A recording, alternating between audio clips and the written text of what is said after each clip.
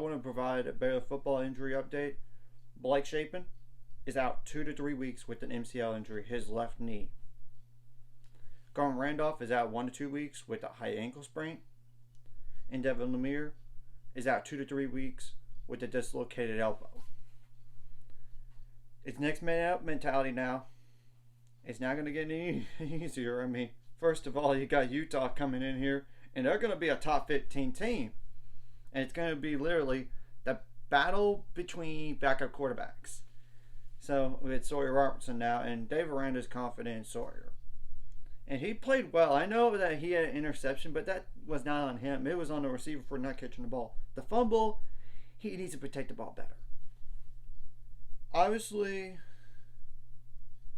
we know there needs to be somebody stepping up at safety, and it will be Alfonso Allen. He will replace Devin Lemear.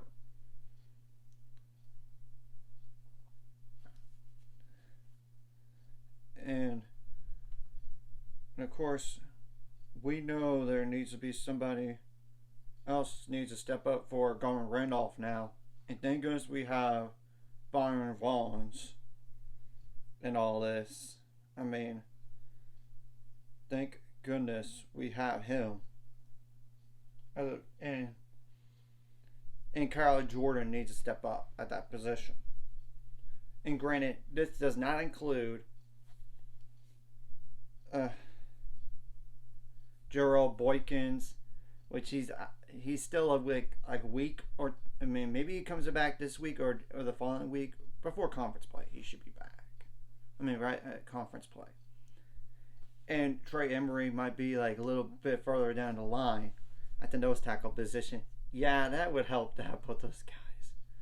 So yeah, and we know this week is Utah, and then the following week we got Long Island, and then the third week we have Texas at home. So yeah, it's not going to get any easier, as we all know. It won't be easier, with the exception of the Long Island game, but even then, we have to beat Long Island. Because if we lose to them, Dave Aranda should be fired. I'm sorry. That's the only way. I see it right now. And the offensive line needs to improve. And they didn't, especially with the false starts in the game. Go ahead and count how many false starts in the game. I think there's like 5 of them in the game alone. And granted, there was one illegal man downfield, too. So we have to play cleaner football. And the room for error is not as good. The corners didn't do, according to David Aranda, so bad. It was the safeties. So we need, but either way, the pass defense as a whole needs to step up.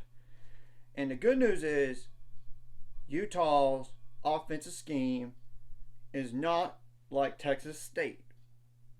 It's not exactly like that. So, and Utah is not used to the Texas heat.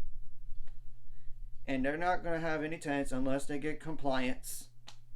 I mean, on their side of the field. I'm just saying that because I know Ohio State fans have complained about that in the past. About what happened in 2019, and they need to get over it. That's ancient history. So yeah, it's an opportunity here, and I'm going to say this in the preview when I do a preview of this game against Utah. We literally have nothing to lose. So we got to be more aggressive, and we got to be better on the line of scrimmage from the start and come out with more energy.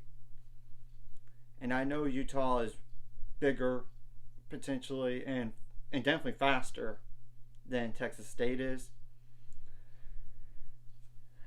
And I know that Utah didn't run the ball effectively against Florida, with the exception to the quarterback.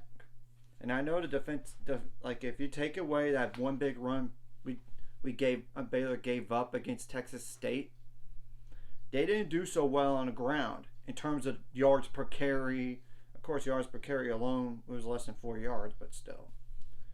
If you take that away, that one big run is pretty good for the most part, though we need to be better in the pass defense. There's no question. And the overall defense needs to step up, and we know we're missing a few guys right now on defense.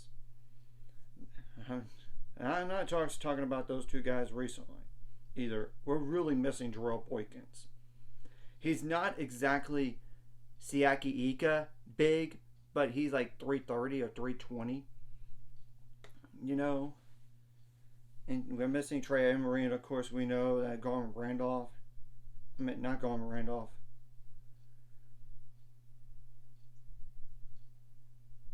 Jackie Marshall is out for the season with an injury, and that would have helped to have him. So, yeah, I just want to provide an update on this. Like and subscribe if you haven't already. Let's get 500 subscribers. We're on the road to it. Let's go. And I know Utah's favored by 7 points right now, but let's wait and see what happens. That's all I'm saying.